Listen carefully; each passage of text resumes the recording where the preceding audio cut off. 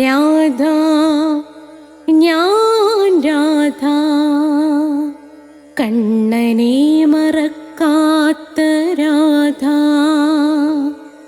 രാധ ഞാൻ രാധ കണ്ണനെ മറക്കാത്ത രാധ. വൃന്ദാവനം നീ മറന്നോ, മധുരയെ നീ മറന്നോ. വൃന്ദാവനം നീ മറന്നോ, മധുരയെ നീ മറന്നോ. രാധയെ നീ മറന്നോ, കണ്ണാ പൈക്കളെ നീ മറന്നോ. രാധയെ നീ മറന്നോ, കണ്ണാ പൈക്കളെ നീ മറന്നോ. രാധ രാധ രാധ രാധ മറന്നിട്ടും മറക്കാത്ത രാധ. മറന്നിട്ടും മറക്കാത്ത രാധ. രാധേ രാധേ രാധേ രാധേ മറന്നിട്ടും മറക്കാത്ത രാധ. മറന്നിട്ടും മറക്കാത്ത രാധ.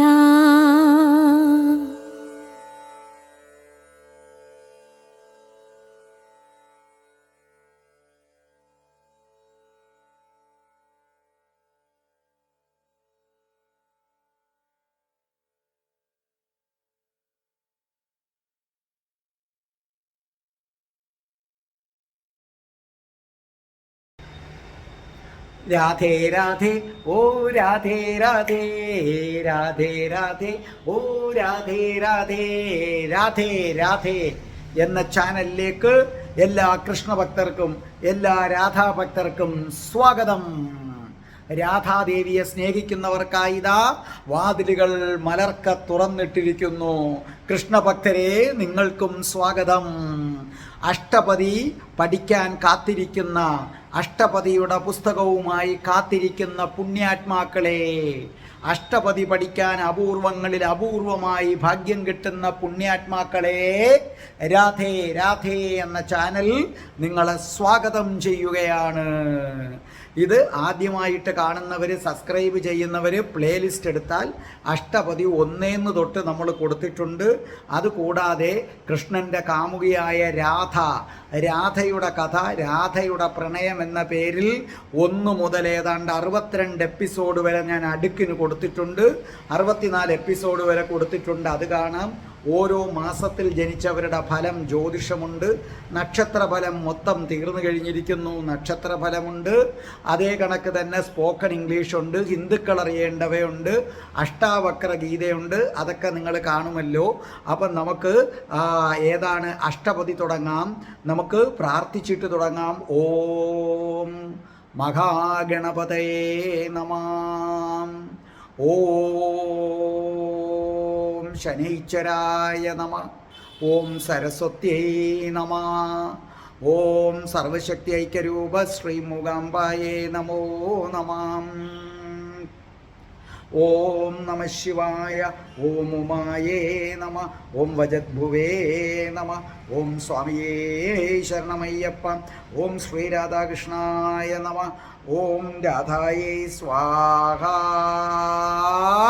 രാധേ രാധേ ഓ രാധേ രാധേ രാധേ രാധേ ഓ രാധേ രാധേ രാധേ രാധേ ഓ രാധേ രാധേ രാധേ രാധേ ഓ രാധേ രാധേ രാധേ രാധേ ഓ രാധേ രാധേ രാധേ രാധേ ഓ രാധേ രാധേ. ബർസാനെ വാലി രാധാറാണി കീ ജയ്. എൻ്റെ മാതാവ് രാധാറാണിക്ക് ജയ്. എനിക്ക് സർവ്വ ഐശ്വര്യങ്ങളും വാരിക്കോരി തരുന്ന എൻ്റെ പൊന്ന് രാധാറാണി അമ്മക്ക് ജയ്. അപ്പോൾ ഇന്നത്തെ ദിവസം നമ്മൾ അഷ്ടപതി 7-ാമത്തെ അധ്യായം 3-ാം സർഗം 7-ാമത്തെ അധ്യായം 7-ാമത്തെ ശ്ലോകത്തിലേക്ക് നമ്മൾ കടക്കാൻ പോവുകയാണ്. ഇന്ന് നമുക്ക് ഈ ശ്ലോകം പാടിത്തരുന്നത് നിങ്ങൾക്കെല്ലാം സുപരിചിതയായ നമ്മുടെ മീനാക്ഷിയാണ്. മീനാക്ഷി കുറച്ച് നാളായി നമ്മുടെ അഷ്ടപതി പാടിയിട്ട്. ഇങ്ങനെ നിരവധി പേര് വരുന്നത് കൊണ്ട് അവർക്കെല്ലാം നമ്മൾ അവസരം കൊടുക്കണമല്ലോ. ഇപ്പോൾ തന്നെ ഒരുപാട് പേര് വിളിച്ചിട്ടുണ്ട്. അപ്പം നിങ്ങൾക്കും അഷ്ടപതി പാടാൻ ആഗ്രഹം ഉണ്ടെങ്കിൽ തീർച്ചയായിട്ടും ഒരു 2 വരി ശ്ലോകം എനിക്ക് പാടി അയക്കുക. തീർച്ചയായിട്ടും നിങ്ങൾക്ക് പാടാൻ അവസരം കിട്ടുന്നതാണ്. എനിക്കിതിനു മുമ്പ് അയച്ചിട്ടുള്ളവരുണ്ട്. ഞാൻ ഇതുവരെ അവരെ വിളിച്ചിട്ടില്ലെങ്കിൽ ദയവ് ചെയ്ത് ഒരിക്കൽ കൂടി എന്നെ ഒന്ന് ഓർമ്മിപ്പിക്കുക. കാരണം ഒരുപാട് പേരെ വരുന്നതുകൊണ്ട് എനിക്ക് എല്ലാം കൂടെ ഒരു കൺഫ്യൂഷനാണ്. അപ്പം നമ്മുടെ മീനാക്ഷിയാണിത് പാടുന്നത്. ഒരു ഇടവേളയ്ക്ക് ശേഷം മീനാക്ഷി വീണ്ടും രംഗപ്രവേശം ചെയ്യുകയാണ്. സുന്ദരമായി നിങ്ങളുടെ എല്ലാം സുപരിചിതയായ മീനാക്ഷി കുട്ടി ഇതാ. മീനാക്ഷി കുട്ടി ഞാൻ സ്നേഹത്തിൽ വിളിക്കുന്നതാണ് മീനാക്ഷി. അപ്പോൾ നമ്മുടെ മീനാക്ഷി ഇതാ ഇവിടെ ഏത് പാടാൻ പോകുന്നു? അഷ്ടപതി. മീനാക്ഷി എൻ്റെ സ്പോക്കൺ ഇംഗ്ലീഷ് സ്റ്റുഡൻറ്റും കൂടെ ആണെന്ന് നിങ്ങൾ അറിയുക. അപ്പോൾ എനിക്ക് പ്രിയപ്പെട്ട മീനാക്ഷി ഇതാ നിങ്ങൾക്ക് വേണ്ടി അഷ്ടപതി പാടുകയാണ്. കേട്ടോളൂ. ശമ്യതാമപരം കദാപി തവേദൃശം ന കരോമി ദേഹി സുന്ദരി ദർശനം മമ മന്മദേന ദുനോമി ഹരി ഹരി ഹദാദരദയ സാഗദാ ഗോപിദേവ ഹരി ഹരി ഹദാദരദയ സാഗദാ ഗോപിദേവ രാധേ രാധേ രാധേ രാധേ. അപ്പോൾ നമ്മുടെ മീനാക്ഷി അഷ്ടപതി പാടിയത് നിങ്ങൾ കേട്ടല്ലോ. ഇനി ഞാനത് വായിക്കാം. അതിനു മുമ്പ് ഞാൻ 2-3 ദിവസം മുമ്പ് ഒരു വീഡിയോ ഇറക്കിയിരുന്നു. കണ്ടിട്ടില്ലാത്തവരുണ്ടെങ്കിൽ കാണണം. ഒരിടത്തൊരച്ഛനുണ്ടായിരുന്നു. ഒരുപാട് പേരെന്നെ വിളിക്കുന്നുണ്ട്. ഒരുപാട് പേര് വിളിക്കുന്നുണ്ട്. ആ വീഡിയോ നിങ്ങൾക്ക് വളരെ ഇഷ്ടപ്പെട്ടു എന്നറിഞ്ഞതിൽ സന്തോഷമുണ്ട്. പക്ഷേ എന്നെ വിളിക്കുന്നതിൽ നല്ലൊരു പങ്കും അച്ഛന്മാരാണ്. ഒരുപാട് അച്ഛന്മാരെന്നെ വിളിച്ചിട്ട് പറഞ്ഞു, സാറിനോട് എങ്ങനെ നന്ദി പറയണമെന്ന് അറിയില്ല സാറേ. ഞങ്ങൾ അച്ഛന്മാരെന്നും കർട്ടന് പിന്നിലാണ്. കർട്ടന് പിന്നിൽ നിന്ന ഞങ്ങളെ കർട്ടന് മുന്നിലേക്ക് കൊണ്ടുവന്ന സാറിന് നമോഭാഗം എന്നൊക്കെ പറഞ്ഞു ഒരുപാട് അച്ഛന്മാർ, പുരുഷന്മാർ ഇത്രയും കൂടുതൽ ആദ്യമായിട്ടാണ് ഒരു വീഡിയോ കണ്ടിട്ട് എന്നെ വിളിക്കുന്നത്. തീർച്ചയായിട്ടും ഒരച്ഛൻ എന്ന നിലയിൽ നിങ്ങളുടെ മക്കൾ തിരിച്ചറിയുന്നു എങ്കിൽ ഞാൻ ധന്യനായി. എൻ്റെ വീഡിയോയും സഫലമായി കഴിഞ്ഞിരിക്കുന്നു. അപ്പോൾ നമുക്ക് തുടങ്ങാം. അപ്പോൾ നിങ്ങളത് കണ്ടിട്ടില്ലെങ്കിൽ ദയവ് ചെയ്ത് കാണണം കേട്ടോ. ക്ഷമ്യതാമപരം കഥാപി തവേ ദൃശ്യം ന കരോമി ദേഹി സുന്ദരി ദർശനം മമ മന്മഥേന ദുനോമീം. അപ്പം എന്താ പറഞ്ഞിരിക്കുന്നത്? ക്ഷമ്യതാം സമവിട്ടിട്ട് അർത്ഥം എഴുത്. ക്ഷമ്യതാം ക്ഷമിച്ചാലും. സമവിട്ടിട്ട് ക്ഷമ്യതാം ക്ഷമിച്ചാലും. അപരം അപരം എന്ന് പറഞ്ഞാൽ മറ്റൊന്ന്, വീണ്ടും. കഥാപി കഥാപി എന്ന് പറഞ്ഞാൽ അർത്ഥം എന്താണ്? പലപ്പോഴും. തവ തവ അർത്ഥം എഴുത് നിന്റെ. ദൃശം ദർശനം. ദൃശം അർത്ഥം എഴുതി വെക്കണം. ദർശനം. ന കരോമി ചെയ്യുകയില്ല. കരോമി ചെയ്യുക. ന കരോമി ചെയ്യുകയില്ല. മന്മഥൻ കാമദേവൻ. ദുനോമി ദുഃഖിക്കുന്നു. ഇത് ബുക്ക് കിട്ടാത്തവർ പേടിക്കണ്ട. ഇതിൻ്റെ അവസാനം ഇതിൻ്റെ വരികളും ഇതിൻ്റെ വാക്കർത്ഥവും ഇതിൻ്റെ ആശയവും ഞാൻ പ്രത്യേകമായി കൊടുത്തിട്ടുണ്ട്. വീഡിയോ പോസ്റ്റ് ചെയ്ത് നിങ്ങൾക്കത് എഴുതിയെടുക്കാവുന്നതാണ്. അപ്പോൾ ഇവിടെ എന്താ പറഞ്ഞ? ക്ഷമ്യതാമപരം എന്നോട് നീ ക്ഷമിച്ചാലും. കഥാപി മനസ്സിലായില്ലേ? പലപ്പോഴും. തവേ ദൃശ്യം ന കരോമി, എനിക്ക് നിന്റെ ദർശനം ലഭിക്കുന്നില്ല. ദേഹി സുന്ദരി, ഏ സുന്ദരി ദർശനം മമ, എനിക്ക് നീ ദർശനം തരാ. മന്മദേന, കാമദേവൻ എന്നെ ദുനോമി, കാമദേവൻ തൻ്റെ അമ്പുകളയച്ച് എന്നെ വല്ലാതെ വിഷമിപ്പിക്കുന്നു. വ്യക്തമാക്കി തരാം.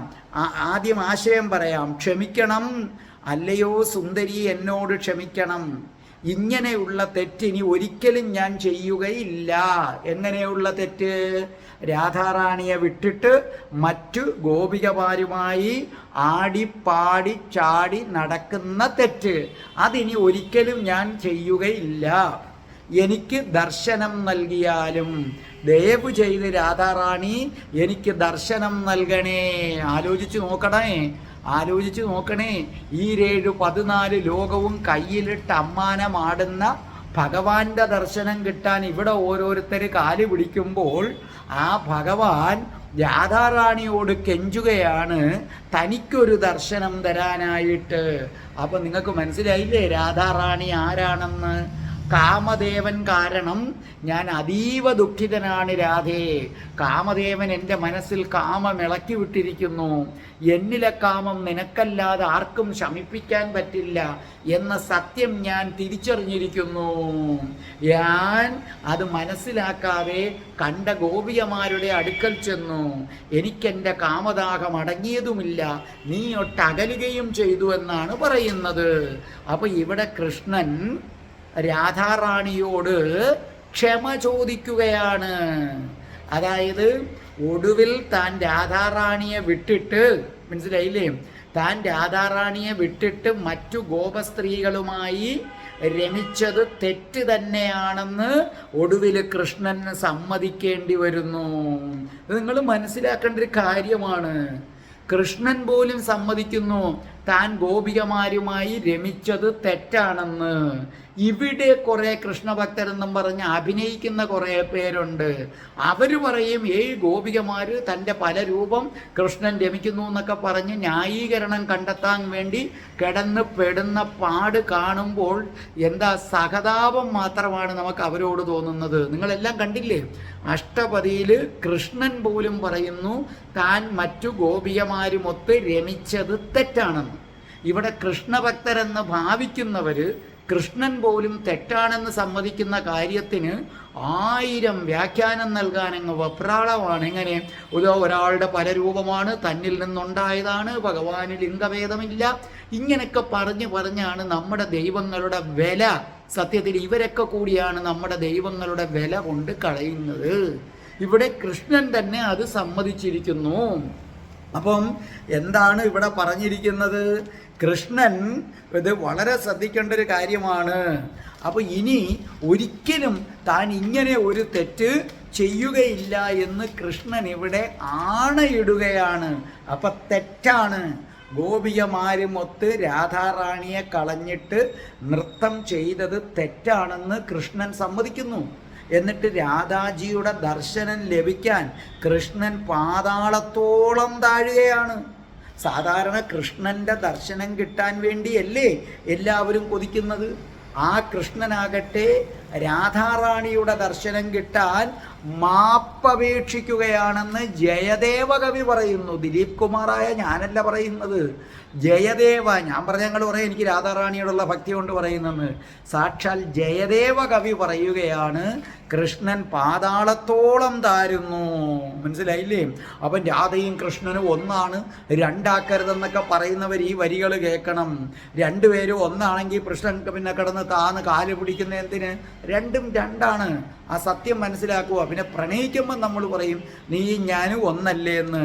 അപ്പോൾ ഇവിടെ അർത്ഥശങ്കയ്ക്കിടയില്ലാത്ത വിധം വ്യക്തമാക്കുകയാണ് രാധാറാണി തന്നെയാണ് വലുത്, കൃഷ്ണനല്ല എന്ന് അർത്ഥശങ്കയ്ക്കിടയില്ലാത്ത വിധം ജയദേവ കവി വ്യക്തമാക്കുകയാണ്.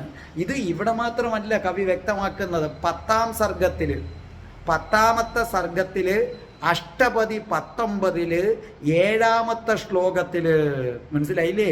അപ്പൊ ജയദേവ കവി ഒരിടത്ത് മാത്രമല്ല കൃഷ്ണനേക്കാൾ വലുതാണ് രാധാറാണി എന്ന് സൂചിപ്പിക്കുന്നത് ഇവിടെ മാത്രമല്ല, ഇതേ അഷ്ടപദിയുടെ 10ാമത്തെ സർഗം എടുക്കണം.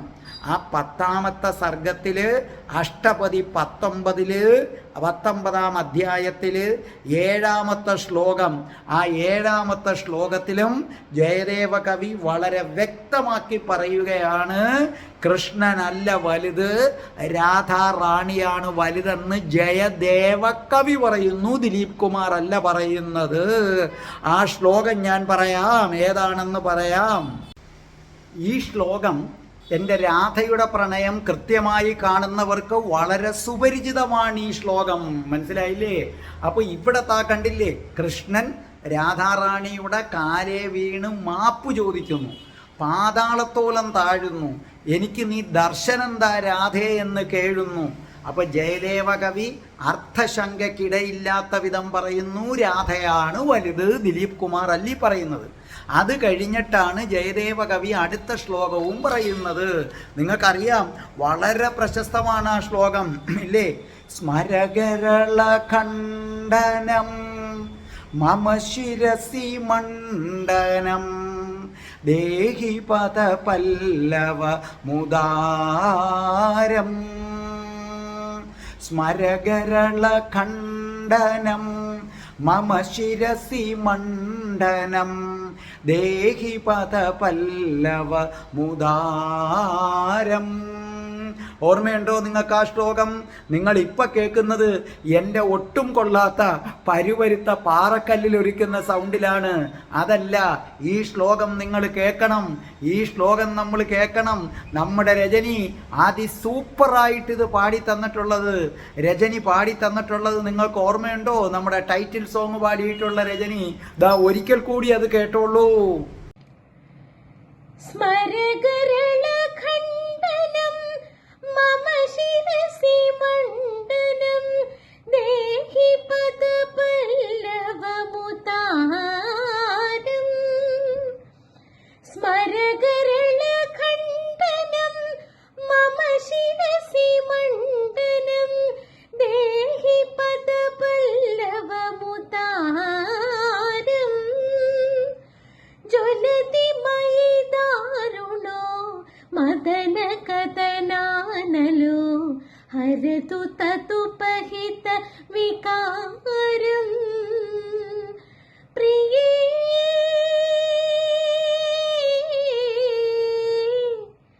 ചാരുശീലേ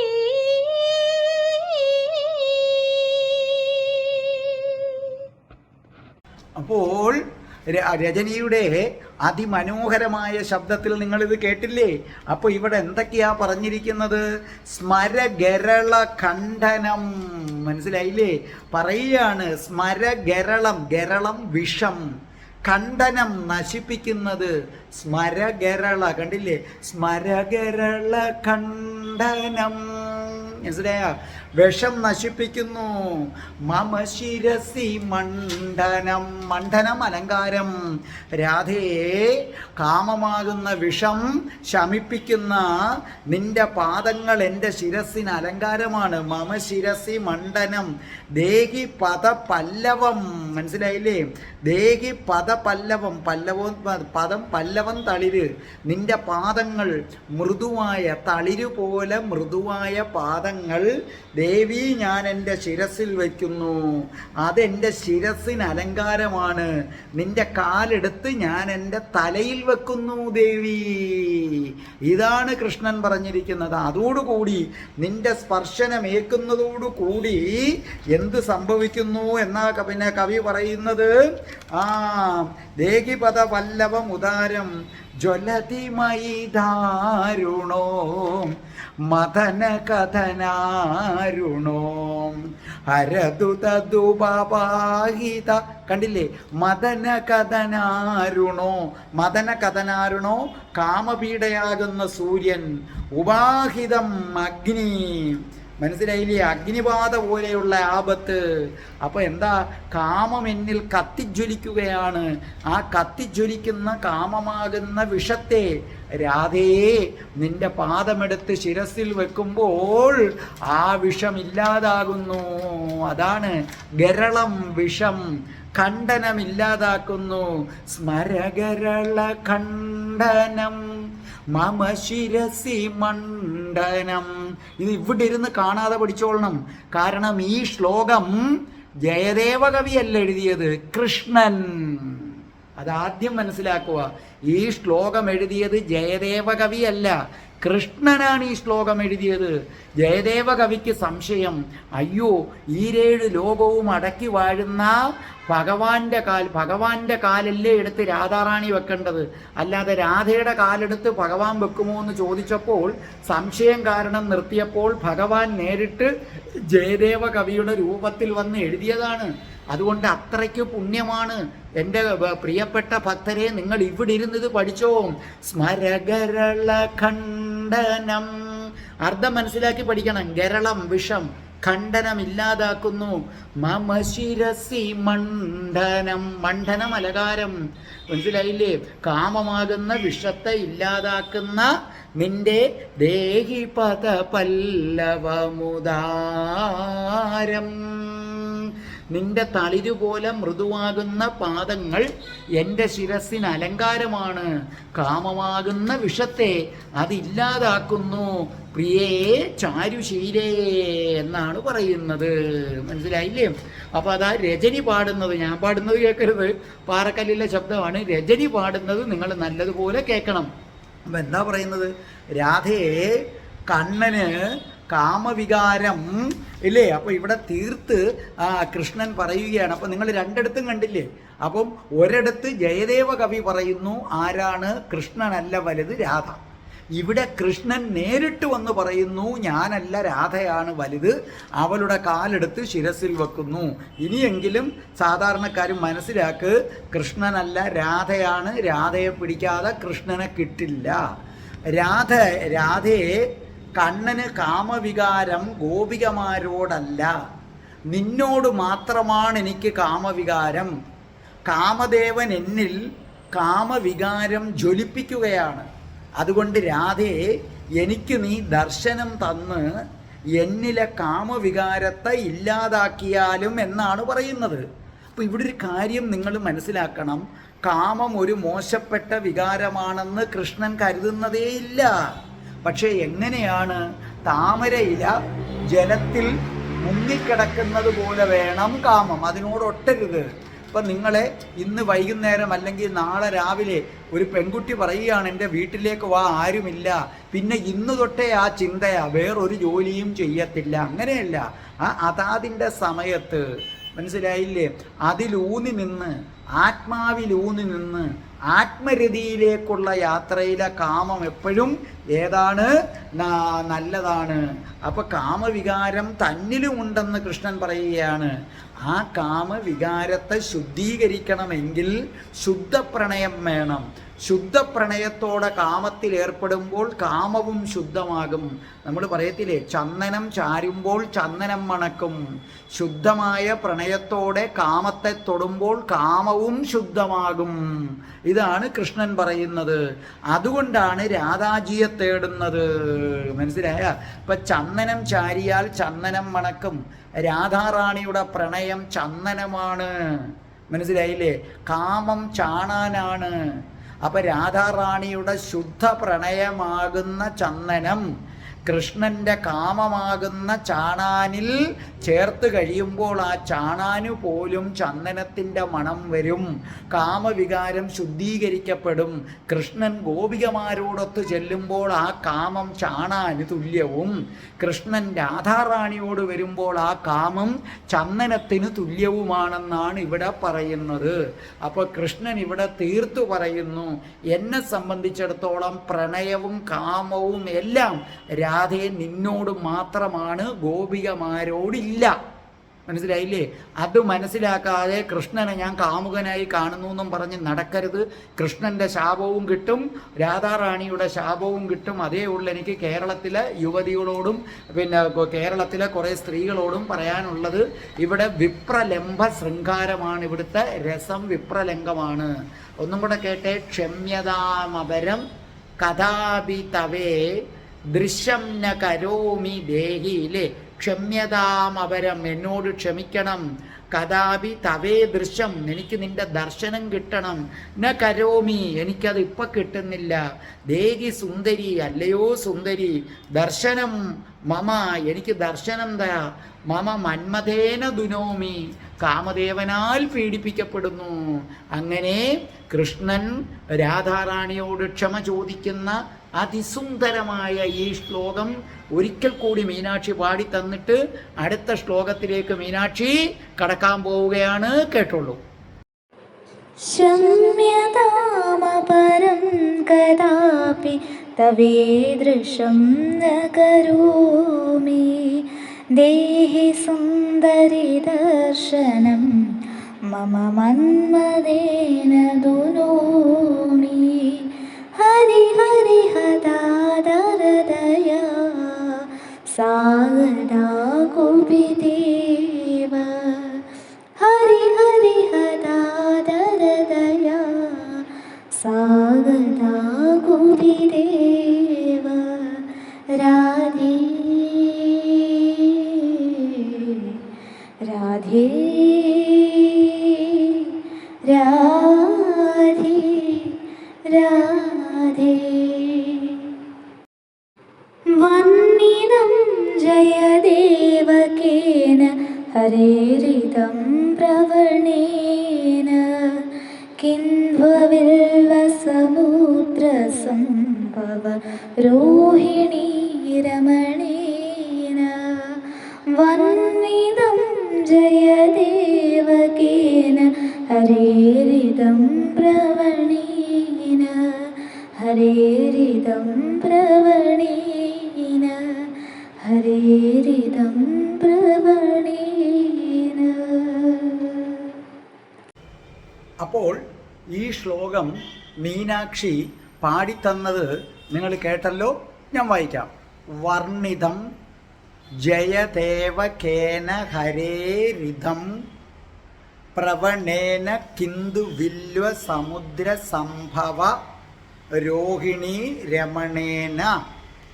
വർണ്ണിതം, വർണ്ണിക്കപ്പെട്ടിരിക്കുന്നു, വിവരിക്കപ്പെട്ടിരിക്കുന്നു. ജയദേവ, അപ്പോൾ അർത്ഥം എഴുതണം. വർണ്ണിതം സമം വർണ്ണിക്കപ്പെട്ടിരിക്കുന്നു. ജയദേവകേന സമം ഇട്ടിട്ട് ജയദേവ കവിയാൽ എഴുതിക്കൊള്ളണം. ജയദേവകേന സമം ഇട്ടിട്ട് ജയദേവ കവിയാൽ. പ്രവണ, പ്രവണ രണ്ടർത്ഥമുണ്ട്. ഒന്ന് സമർത്ഥൻ, രണ്ട് കഠിനഭക്തൻ. സമർത്ഥൻ, കഠിനഭക്തൻ. ലാസ്റ്റ് ഞാൻ കൊടുത്തിട്ടുണ്ട് വീഡിയോയിൽ. രോഹിണി രമണൻ, രോഹിണിയുടെ ഭർത്താവ്, അതായത് ചന്ദ്രൻ. അപ്പോൾ എന്താ പറഞ്ഞിരിക്കുന്നത്? വർണ്ണിതം ജയദേവകേന, ജയദേവ കവിയാൽ വർണ്ണിക്കപ്പെട്ടിരിക്കുന്നു. ഹരേ രിതം പ്രവണേന വളരെ സമർത്ഥനായ കിന്ദുവില്വ സമുദ്ര, കിന്ദുവില്വം എന്ന് പേരുള്ള സമുദ്രത്തിൽ നിന്ന് ഉയർന്നു വന്ന രോഹിണീ രമണൻ ചന്ദ്രൻ. ഇത് വളരെ ശ്രദ്ധിച്ച് കേൾക്കേണ്ട ഒരു സംഭവമാണ്. പുരാണ കഥയുമായിട്ട് ഇതിനൊരു ബന്ധമുണ്ട്. അത് മനസ്സിലാക്കിയാലേ ഇത് കിന്ദുവില്ലോ എന്നൊക്കെ പറയുന്ന എന്താണെന്ന് മനസ്സിലാകൂ. തൽക്കാലം ഇതിൻ്റെ ആശയം ഇത്രയേ ഉള്ളൂ. കിന്ദുവില്വം എന്ന് പേരുള്ള സമുദ്രത്തിൽ നിന്നും ഉത്ഭവിച്ച രോഹിണിയുടെ ഭർത്താവും, അതായത് രോഹിണീ രമണനും മഹാസമർത്ഥനുമായ ചന്ദ്രന് തുല്യമായ ജയദേവ കവിയാൽ എഴുതപ്പെട്ടിരിക്കുന്നതാണ് ഈ ഗീതം. അതായത് ചന്ദ്രൻ എന്ന് പറയുന്നത് രോഹിണിയുടെ ഭർത്താവാണ്. അപ്പം ചന്ദ്രൻ എവിടുന്നാണ് ഉത്ഭവിച്ചത്? സമുദ്രത്തിൽ നിന്നാണ് ചന്ദ്രൻ ഉണ്ടായതെന്ന് പുരാണം പറയുന്നു. അതായത് നമുക്കെല്ലാം അറിയാം പാലാഴി കടയുന്നത്. പാലാഴി കടഞ്ഞപ്പോൾ അതിൽ നിന്ന് വിവിധ വസ്തുക്കൾ വന്നു. അങ്ങനെ പാലാഴി കടഞ്ഞപ്പം കിട്ടിയതാണ് മഹാലക്ഷ്മിയെപ്പോലും. പാലാഴി കടഞ്ഞപ്പം വിവിധ വസ്തുക്കൾ വന്നു. അക്കൂട്ടത്തിൽ വന്ന ഒരാളാണ് ചന്ദ്രനെന്ന് പറയുന്നത്. അതുകൊണ്ട് ചന്ദ്രൻ്റെ ഉൽപ്പത്തി സമുദ്രത്തിൽ നിന്നാണ്. നിങ്ങൾ നവഗ്രഹ സ്തോത്രം എടുത്തു വെച്ച് നോക്കേ. ആ നവഗ്രഹ സ്തോത്രത്തിനകത്ത് ചന്ദ്രനെ പറ്റി ഇങ്ങനല്ലേ വർണ്ണിക്കുന്നത്? ഓർമ്മയുണ്ടോ നിങ്ങൾക്ക് ആർക്കെങ്കിലും നവഗ്രഹ ഇതിനകത്ത് സ്തോത്രം?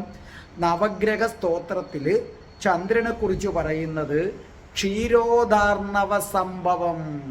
ക്ഷീരോദാർണവം പാൽക്കടൽ കടഞ്ഞപ്പോൾ ജനിച്ചവൻ എന്നാണ് പറയുന്നത്.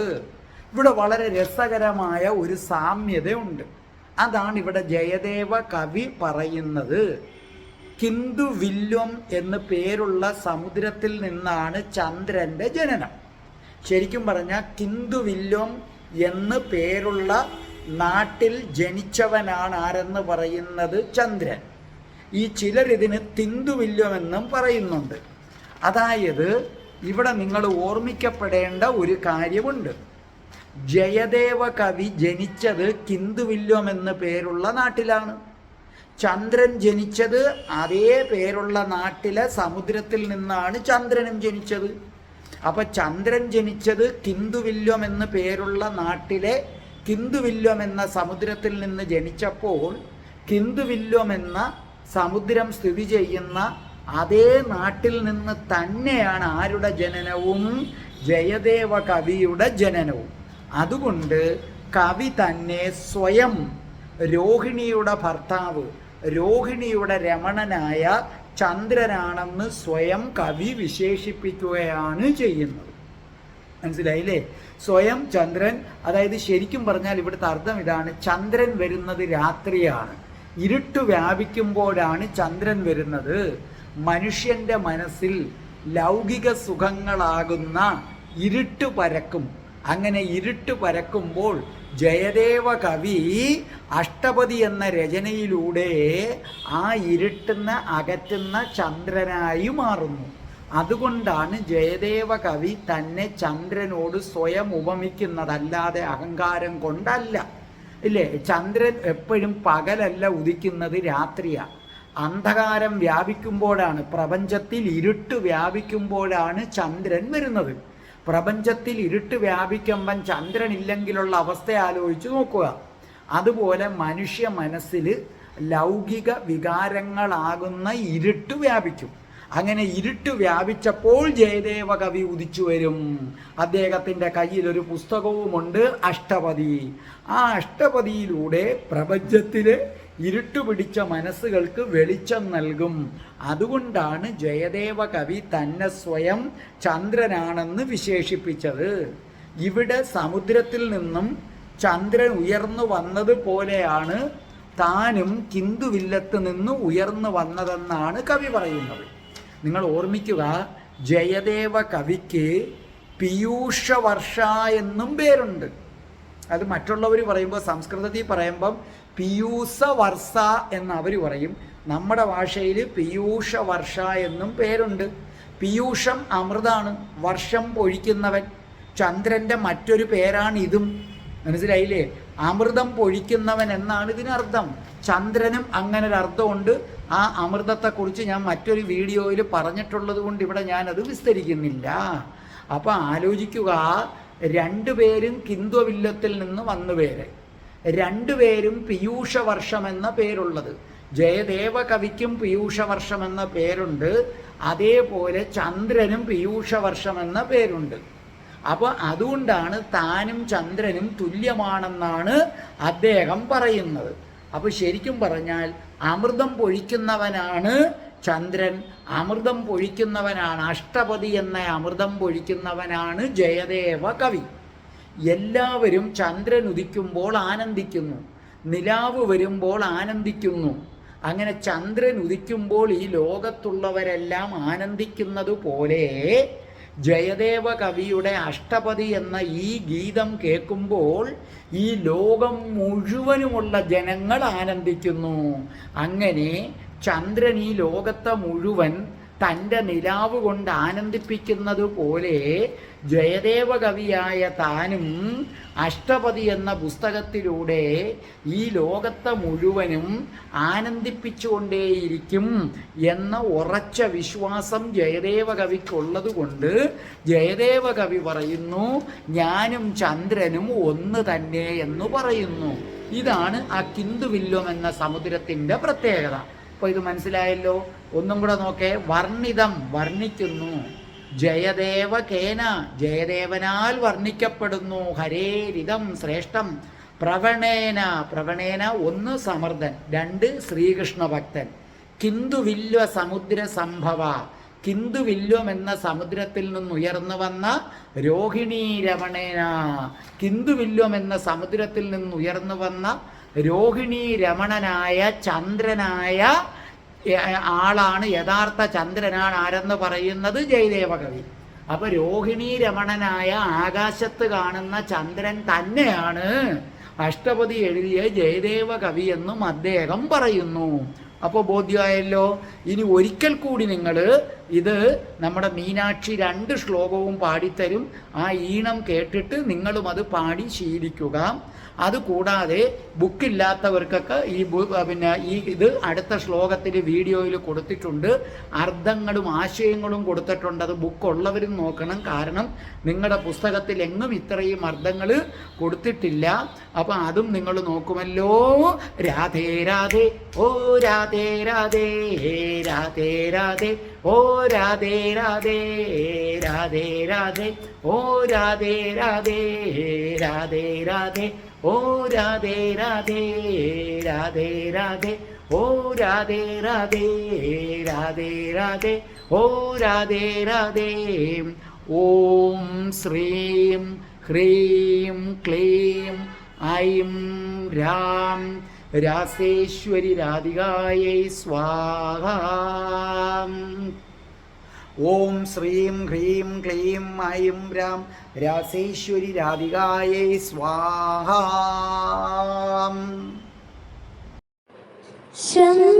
ശമ്യതാമപരം കദാപി തവേദൃശം ന കരോമി ദേഹി സുന്ദരി ദർശനം മമ മന്മദേന ദുനോമി ഹരി ഹരി ഹദാദരദയ സാഗദാ കുപിദേവ ഹരി ഹരി ഹദാദരദയ സാഗദാ കുപിദേവ. രാധേ രാധേ രാധേ രാധേ. വന്ദിതം ജയദേവകേന ഹരേരിതം പ്രവണേന കിന്വവിൽവസമുദ്രസംഭവ രോഹിണീ രമണേന. വന്ദിതം ജയദേവകേന ഹരേരിതം പ്രവണേന ഹരേരിതം പ്രവണേന ഹരേരിതം പ്രവണേന. രാധ ഞാൻ രാധ കണ്ണനെ മറക്കാത്ത രാധ. രാധ ഞാൻ രാധ കണ്ണനെ മറക്കാത്ത രാധ. വൃന്ദാവനം നീ മറന്നോ, മധുരയെ നീ മറന്നോ. വൃന്ദാവനം നീ മറന്നോ, മധുര